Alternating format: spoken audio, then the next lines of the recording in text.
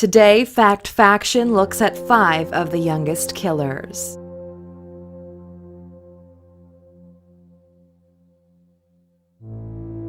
"14-year-old Barry Dale Lukaitis received 2 life sentences and an extra 205 years for a shooting spree that occurred at Frontier Middle School in Washington. In 1996, while dressed as a Wild West shooter, Lukaitis armed himself with one of his father's rifles and 2 pistols and walked into his school and murdered 2 students and a teacher who were in an algebra class at the time. Another student was also critically injured. According to many reports, as Barry saw his classmates panic, he shouted, "This sure beats the hell out of algebra, doesn't it?"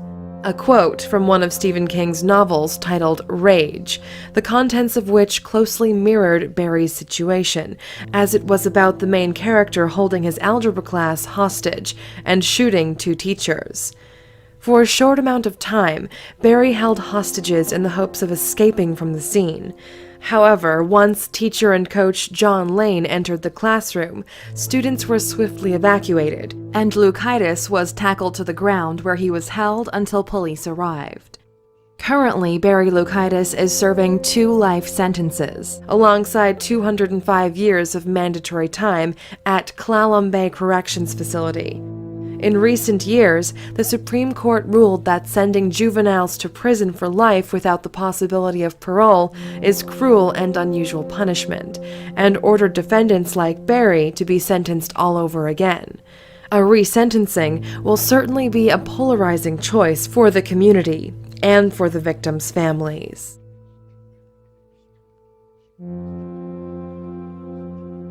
In 1999, brother and sister Curtis and Catherine Jones were both arrested for the murder of their father's girlfriend.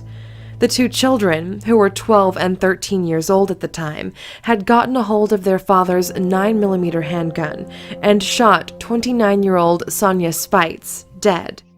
The details of the murder were hazy for quite some time, and the motive initially was believed to have been through an act of jealousy. However, it was later revealed that the kids had both suffered from physical and sexual abuse in their family home.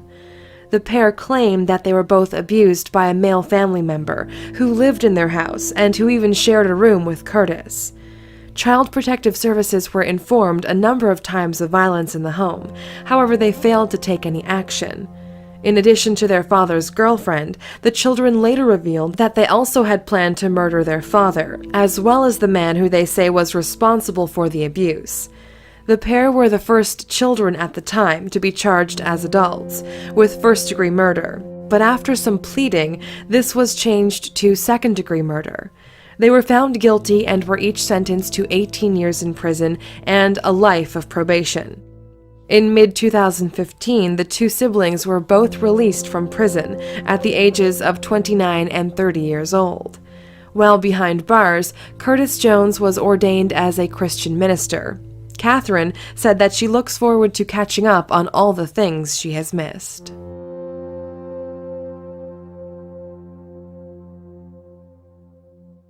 Mary Flora Bell was a mere 10 and 11 years old when she murdered 2 young boys in 1968. Born into a less than favorable family, her mother was a teenage prostitute who later married an armed robber. Mary did not have the best start in life, and she had a reputation in her home area of Scotswood as a delinquent. On the day before her 11th birthday, Mary murdered a 4-year-old boy named Martin Brown by strangling him in a derelict house. Shortly after the incident, a local nursery was broken into and vandalized, and notes, which were written in child's handwriting, were found by police, which spoke about the murder. Just 2 months later, 3-year-old Brian Howe's body was found in a wasteland, close to the first crime scene. His death was also caused by strangulation. Police linked the 2 murders and took action by interviewing local children. 2 stood out, Mary and another girl named Norma, as both of their answers were indefinite and their stories changed numerous times. The pair began to accuse each other. Eventually, both girls were taken into custody and were charged with the murders. Police claim that Mary had returned to the second crime scene and had carved an M into the child's stomach. She also cut off some hair before scratching his legs and mutilating his private parts. At the trial in 1968, the two girls admitted to breaking into the nursery and leaving the notes there. However, it was Mary's attitude that stood out the most. While Norma was frightened and confused, Mary remained confident and calm. After almost 10 days' deliberation, a jury eventually found Mary guilty of manslaughter and sentenced her to life imprisonment. Although Norma was present when the second murder took place, she was acquitted and found not guilty. After spending 12 years behind bars, Mary was released in 1980 and left prison with a new identity.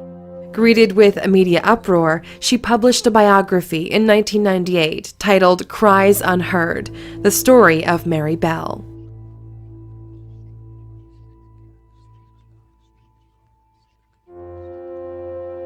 In a murder that shocked Britain as a nation, John Venables and Robert Thompson were both only 10 years old when they murdered a 2-year-old named James Bulger. On February 12, 1993, instead of going to school, the two young boys spent the day in a shopping mall in the town of Bootle, where they shoplifted many items, including a can of paint, batteries, and sweets. As well as petty theft, the boys were also on the lookout for a child to kidnap. At around 3:40 p.m., James Bulger and his mother were inside a butcher's shop, which was located on the ground floor of the mall. Venables and Thompson spotted the young boy in the shop and decided that he would be their unlucky victim. As James's mother was briefly distracted, both boys approached the toddler and took him by the hand and led him out of the mall.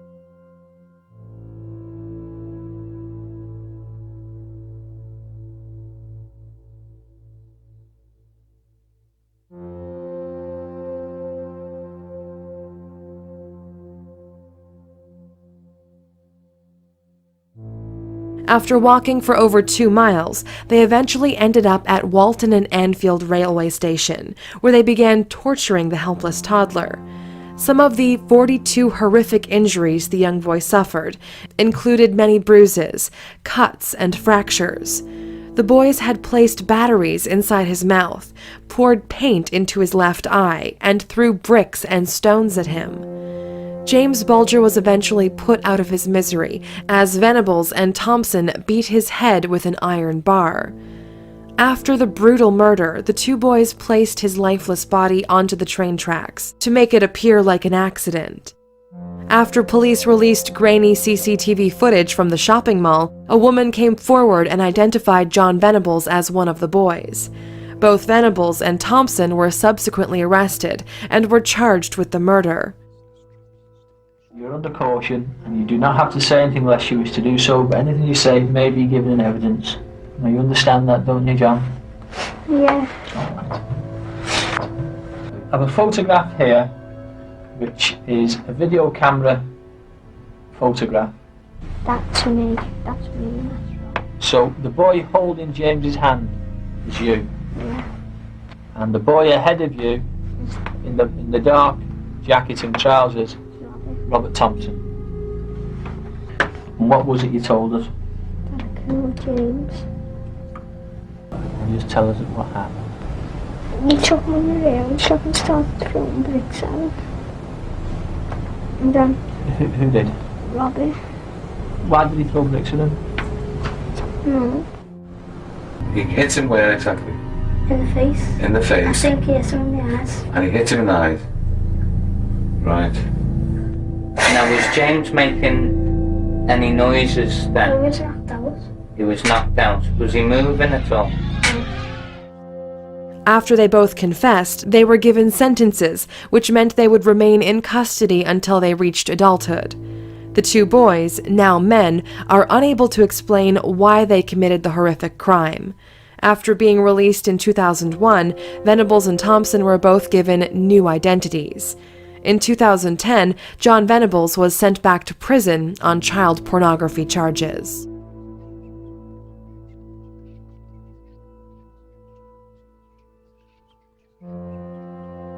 Amarjit Sada has been named India's youngest serial killer, and for a good reason.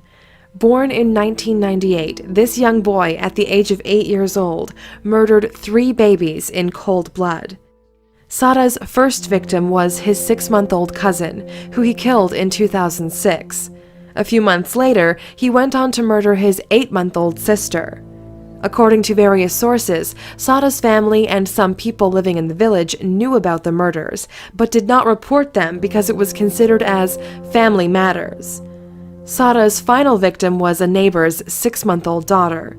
The young boy abducted her from the village primary school and took her to a field and beat her to death using a brick. The other 2 children were believed to have also died in this way.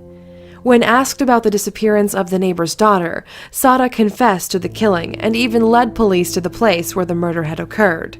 The 8-year-old then also confessed to the murder of his sister and cousin. So why did he do it? Sada's motives are unclear, but when questioned, police say he just smiled a lot and asked for biscuits. Medical experts believe he has a conduct disorder, and due to a severe chemical imbalance in his brain, he receives a sense of gratification from inflicting injuries on others. It's not 100% clear where Sada is now, but some reports suggest he is living in a hospital and seeking therapy to help cope with his mental illness. Because he was sentenced as a juvenile, according to Indian law, the maximum sentence for his crimes would have been 3 years. Sada will now be 18 years old, and there is a chance that he is now a free man.